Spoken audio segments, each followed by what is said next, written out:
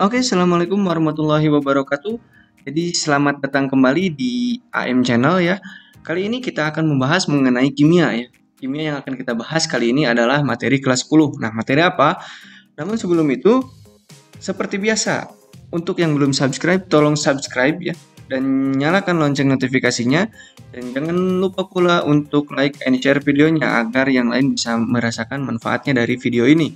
Oke, langsung saja ke inti videonya. Oke, jadi kita akan melanjutkan pembahasan di kelas 10 kemarin bahwa yang sekarang akan kita bahas yaitu mengenai metode ilmiah dan K3 laboratorium. K3 laboratorium itu adalah keselamatan dan keamanan kerja di laboratorium, seperti itu. Bagaimana? Mari kita mulai ya. Di sini tujuan pembelajaran setelah kalian melihat video ini diharapkan kalian bisa menjelaskan mengenai metode ilmiah itu seperti apa dan kemudian K3 di laboratorium itu seperti apa, ya. Oke, di sini jadi ada beberapa pembahasan pokok. Itu yang pertama adalah metode ilmiah ya.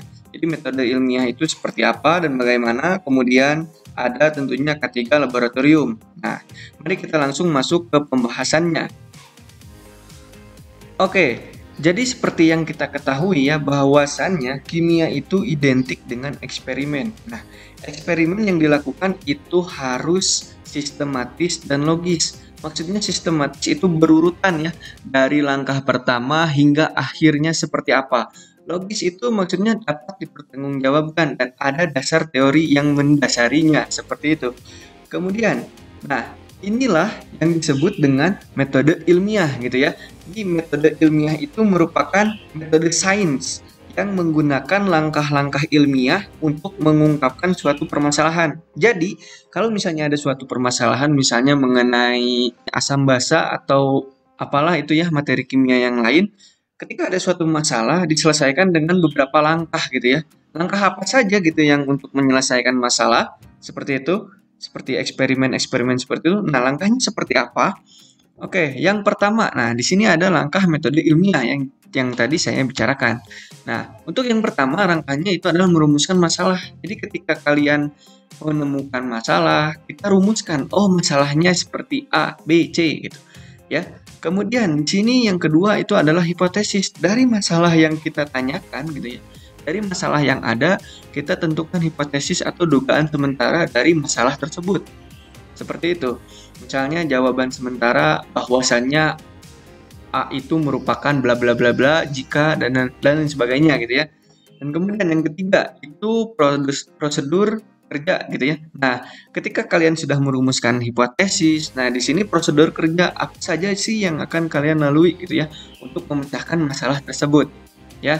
Dari mulai tahapan A, persiapan, misalnya kemudian pengerjaan, penelitian, pelaporan, seperti itu kalian susun secara tertata gitu ya, secara sistematis gitu ya. Kemudian yang keempat itu adalah mengumpulkan data. Nah, di sini ketika kalian sudah mulai mencari informasi ya. Nah, itu termasuk ke dalam mengumpulkan data gitu ya. Ketika setelah data terkumpul ya, apa yang akan kalian lakukan? Nah, kalian langsung mengolahnya. Kalian langsung mengolah, kemudian menganalisis data tersebut ya. Yang kalian dapat tuh, oh ternyata seperti ini. Kemudian dicocokkan dengan dasar teori yang ada seperti itu. Kemudian di sini yang terakhir adalah membuat kesimpulan. Nah, ketika kalian sudah mencapai beberapa tahapan ya, setelah melakukan beberapa tahapan, nah sampailah kalian pada kesimpulan. Dan dicocokkan kembali kepada hipotesis awal tadi ya. Hipotesis awal tadi bahwasanya menyatakan bahwa asam itu adalah misalnya bla bla bla bla. Apakah sesuai dengan percobaan atau eksperimen dari yang kalian lakukan? Kalian simpulkan. Dan kemudian kalau misalnya tidak sesuai, apa penyebabnya? Kalian sebutkan pula. Seperti itu. Dan terakhir itu adalah mengkomunikasikan hasil gitu ya. Bisa dalam bentuk pelaporan seperti itu bahwasanya telah melakukan A, B, C dan hasilnya seperti ini misalnya gitu. Itu masuk ke mengkomunikasikan hasil atau hasilnya bisa diupload atau dipresentasikan seperti itu, bisa berbanyak hal. Yang penting dikomunikasikan kepada yang lain bahwa kita telah melakukan serangkaian kegiatan, serangkaian eksperimen misalnya untuk mengetahui suatu permasalahan gitu ya, untuk menyelesaikan suatu permasalahan seperti itu.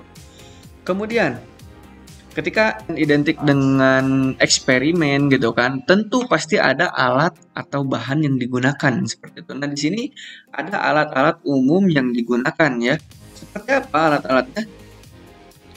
Oke, jadi yang pertama nih ya, yang pertama itu ada gelas kimia. Kebanyakan alat-alat di laboratorium itu menggunakan kaca. Nah, salah satunya adalah gelas kimia. Di mana gelas kimia ini digunakan sebagai wadah untuk mengambil cairan tanpa ketelitian volume yang tinggi. Jadi di sini bisa digunakan sebagai wadah bahan dari cairan-cairan seperti itu, atau bisa juga sebagai pelarutan tanpa volume yang tinggi. Misalnya ini harus 100 mili gitu ya, diukur, tidak diukur di sini. Nah, nanti ada yang namanya gelas ukur seperti itu. Ini cenderung sebagai wadah tanpa ketelitian volume yang tinggi. Kemudian ada labu Erlenmeyer, di mana di sini digunakan untuk mereaksikan sampel cair ya, atau bisa juga sebagai wadah hasil titrasi biasanya ya, kemudian filtrat hasil filtrasi atau penyaringan gitu ya. Kemudian yang ketiga itu ada tabung reaksi. Nah, tabung reaksi ini digunakan untuk mereaksikan zat-zat dalam skala kecil lah, setetes, 2 tetes, 5 tetes gitu kan ya. Seperti itu tabung reaksi. Dan jika kalian lihat itu ada di dalam gambar itu ada penjepit tabung reaksi. Nah, itu digunakan ketika kalian mereaksikan, ditakutkan reaksi yang terjadi itu berhamburan kemana-mana, maka digunakanlah penjepit tabung reaksi gitu ya. Dan itu pun untuk menghindari tangan langsung kena zat atau kena panas dari suatu reaksi seperti itulah ya, untuk menjepit tabung lah namanya. Kemudian di sini ada gelas ukur. Nah, tadi gelas kimia itu digunakan sebagai wadah tanpa ketelitian volume yang tinggi. Nah, ini gelas ukur ini kalian misalnya ingin mengambil 100 mili larutan, itu nggak bisa langsung di gelas kimia, tapi harus menggunakan gelas ukur. Karena di sini ketelitian volumenya yang diambil itu lebih tinggi seperti itu. Kemudian di sini ada neraca analitik, di mana yang namanya neraca pasti digunakan untuk menimbang gitu ya. Dan di sini digunakan untuk menimbang massa zat seperti itu. Dan di sana ada digitalnya ya untuk menunjukkan massa dari zat yang akan dipakai seperti itu. Misalnya butuh sampel zat CuSO4 misalnya sebanyak 5 gram gitu. Nah, saya menggunakan neraca analitik ini seperti itu.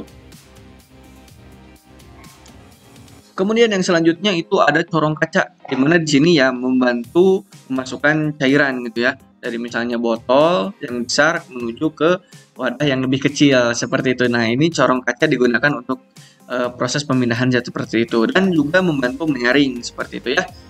Menyaring misalnya ya sampel-sampel yang sudah bereaksi kemudian disaring gitu ya, untuk memisahkan antara filtratnya dengan residunya seperti itu. Kemudian di sini ada mortar dan alu gitu ya. Nah, ini kalau misalnya di dapur ini adalah coet gitu ya. Nah, ini adalah coetnya lab gitu ya. Mortar itu adalah lepungan yang itunya ya, atau ya coetnya gitu ya. Sedangkan itu apa namanya? Alunya adalah buat itunya apa? Yang panjangnya itu loh. Ya itu untuk menghaluskan bahan lah, sama seperti apa namanya ya, kalau bahasa Sundanya sih coet gitu ya. Oke, lanjut yang ketiga, yang selanjutnya yang berapa berarti, yang keberapa, yang ke-8 berarti ada yang namanya pipet tetes. Nah, ini untuk mengambil zat tetes demi tetes gitu, atau menambahkan zat, mengambil misalnya ketika kalian mengambil zat butuh 10 mili, oh ternyata tinggal sedikit lagi gitu ya, ini ditambahkan dengan menggunakan pipet tetes gitu ya. Fungsinya ya seperti tadi, untuk mengambil cairan atau menambahkan sedikit cairan seperti itu. Kemudian di sini ada perangkat pembakar ya, di sini ada pembakar spiritus ya. Kemudian di bawah, yang paling bawah itu ada pembakar spiritus yang ya berisikan dengan spiritus ya gitu, atau metanol dan lain sebagainya yang mudah terbakar seperti itu ya.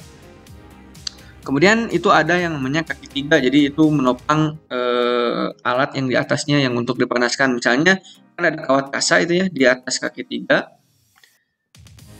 Nah, di sini ini kaki 3 dan kemudian ini di atasnya itu adalah kawat kasa. Biasanya di atasnya itu adalah gelas kimia.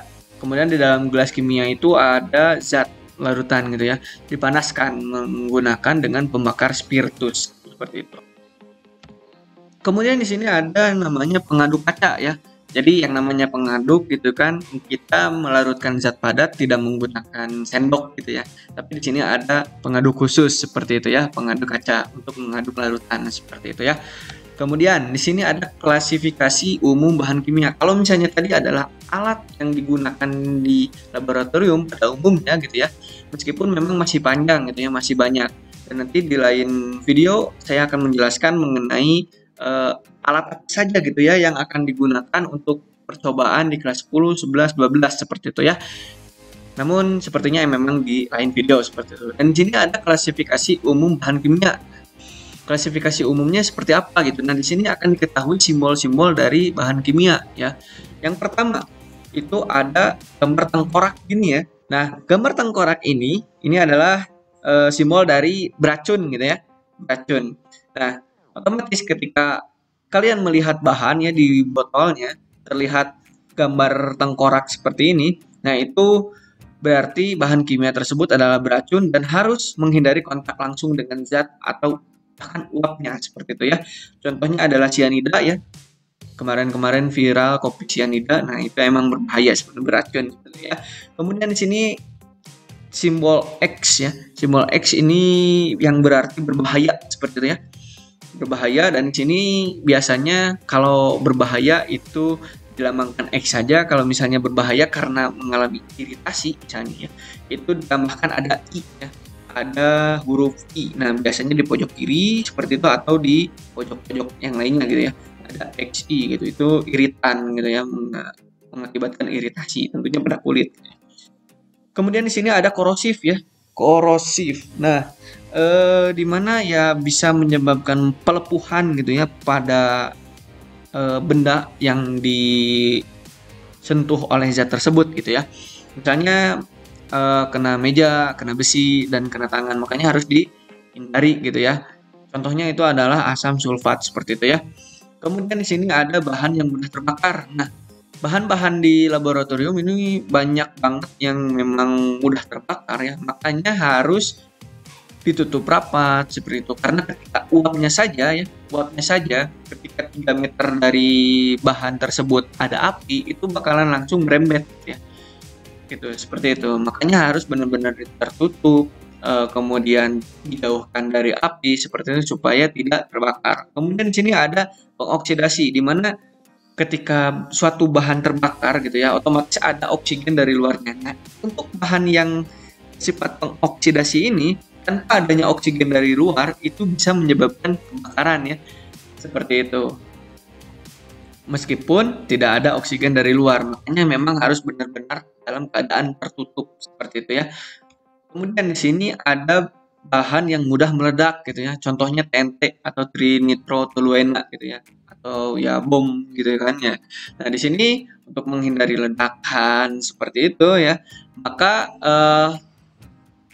diharapkan untuk menjauhkan bahan tersebut dari panas atau api ya. Kemudian hindarkan dari guncangan juga seperti itu atau dari gesekan-gesekan, dan harap selalu disimpan dalam keadaan basah gitu ya. Kalau misalnya dalam keadaan kering misalnya atau panas gitu ya, situasinya panas, maka tidak akan terhindar itu yang namanya ledakan seperti itu.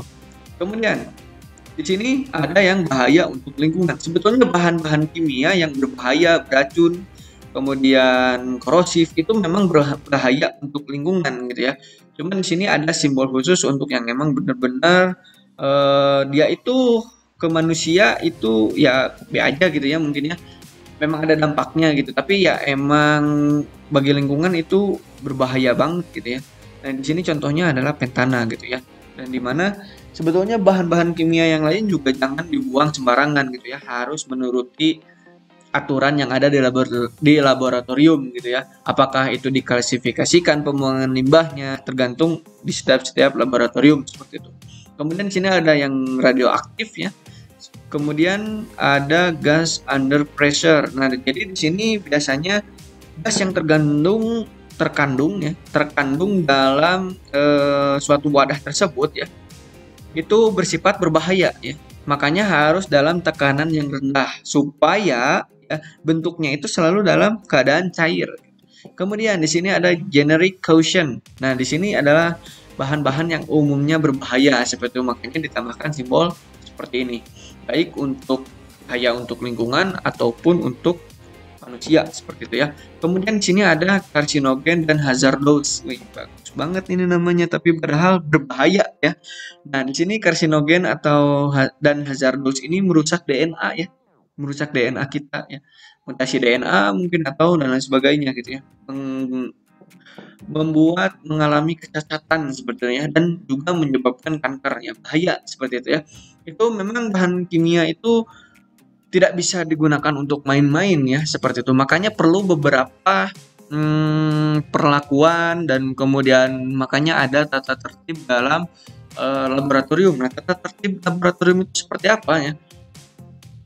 Di sini saya mengambil 4 ya, 4 saja. Di mana yang pertama, ketika kalian masuk ke laboratorium, kalian tidak bisa ya menggunakan pakaian biasa gitu ya, pakaian sekolah biasa, misalnya hanya rok pendek, baju pendek, tanpa menggunakan alat pelindung yang lainnya seperti itu. Nah, di sini kalian ketika masuk laboratorium itu harus pakaiannya tertutup. Dimulai dari rambut nih, para perempuan biasanya. Para perempuan itu rambutnya itu jangan terurai, minimal diikat gitu, seperti itu. Ya, laki-laki juga apalagi ya, laki-laki ya banyak mengikuti tren gitu kan, rambutnya panjang-panjang. Nah, itu diharapkan untuk diikat gitu, jangan terurai kemana-mana. Kemudian memakai kacamata Google ya, kayak kacamata apa namanya, kacamata Obito gitu ya, dalam Naruto gitu. Nah, itu bisa memakai kayak gitu ya, memakai kacamata itu untuk menghindari iritasi mata gitu ya dari uap zat yang digunakan. Kemudian menggunakan sarung tangan seperti itu, takutnya ada tumpahan zat yang kena tangan yang menyebabkan iritasi seperti itu. Kemudian memakai sepatu ya, tidak memakai sandal ya. Memakai sepatu takutnya ada bahan yang tumpah gitu ya, kena kaki atau bagaimana, bisa terlindungi oleh sepatu. Kemudian yang paling penting memang harus menggunakan jas lab gitu ya. Tidak hanya menggunakan baju biasa seperti itu. Kemudian yang kedua itu perlu diperhatikan dari segi membuang limbah ya. Dimana membuang limbahnya itu jangan asal buang kepada wastafel misalnya, ya wastafel yang ada di laboratorium untuk mencuci alat seperti itu, tidak ya, tapi harus menggunakan jerigen khusus ya untuk membuang bahan. Dan di sini biasanya terdapat pengelompokan limbah, baik itu limbah organik, anorganik, logam dan sebagainya seperti itu ya. Makanya harus diklasifikasikan untuk pembuangan limbah ya, hasil praktikum. Kemudian di sini ada melihat simbol bahan ya. Tadi sudah diketahui ada sekitar 9 simbol bahan ya. Itu perlu diperhatikan ya. Dimana misalnya ini mudah terbakar, itu harap dijauhkan dari api gitu ya. Kemudian ada yang pengoksidasi, kemudian mudah meledak dan lain sebagainya. Itu harus tetap diperhatikan dan harus diketahui gitu ya. Jadi sebelum kalian menggunakan bahan, kalian lihat terlebih dahulu simbol dari bahan tersebut. Oh, ternyata ini mudah menguap misalnya. Oh, mudah terbakar, kemudian mudah mengoksidasi seperti itu dan lain sebagainya lah ya. Beracun gitu kan, uapnya beracun dan lain sebagainya gitu. Oke. Kemudian di sini tertib di laboratorium ya. Di laboratorium itu bukan untuk makan, minum, ngobrol, santuy, ngopi dan lain sebagainya ya. Makanya tidak boleh membawa makanan dan minuman seperti itu. Kalau misalnya ada uap yang masuk ke sana gitu, uap-uap zat seperti itu, atau misalnya yang menempel di makanan terus makan ya mampus gitu kan. Makanya tidak untuk makan dan minum seperti itu. Karena selain membuat berceceran di laboratorium ya, kotor dan sebagainya, itu bisa takutnya makanannya terkontaminasi dengan uap-uap yang ada di laboratorium. Kemudian tidak bersenda gurau ya, tidak heureuy, main dan lain sebagainya ya, apalagi main zat, seblok gitu kan, enggak ya. Berbahaya gitu ya. Takutnya ketika bersenda gurau itu zatnya tumpah, kemudian ada api di sebelahnya dan kebakaran. Nah, banyak ya risikonya. Jadi jangan bersenda gurau di laboratorium. Kemudian di sini membersihkan alat yang sudah digunakan gitu ya.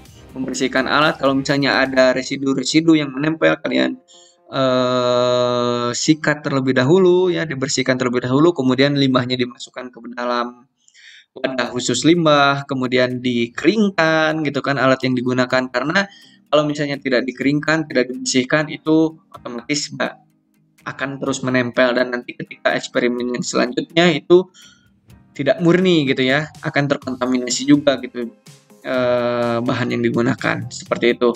Dan kemudian tentunya ketika setelah dibersihkan, dibereskan kembali ya, alat yang digunakan, kemudian bahan yang digunakan juga ditutup rapat seperti itu agar tidak menguap seperti itu, atau misalnya tidak beresiko ya, tidak beresiko terbakar dan lain sebagainya lah, karena tadi ada zat yang mudah terbakar, uapnya berbahaya, kemudian pengoksidasi seperti itu ya. Jadi harus tertib di laboratorium itu ya. Oke, jadi sampai ketemu di video selanjutnya. Mudah-mudahan bermanfaat, dan jangan lupa untuk yang belum subscribe ya, tolong subscribe dan nyalakan lonceng notifikasinya. Jangan lupa pula untuk like and share videonya karena pasti bermanfaat gitu ya, insya Allah. Saya ucapkan terima kasih untuk yang telah menonton sampai akhir. Sampai jumpa di video selanjutnya. Wassalamualaikum warahmatullahi wabarakatuh.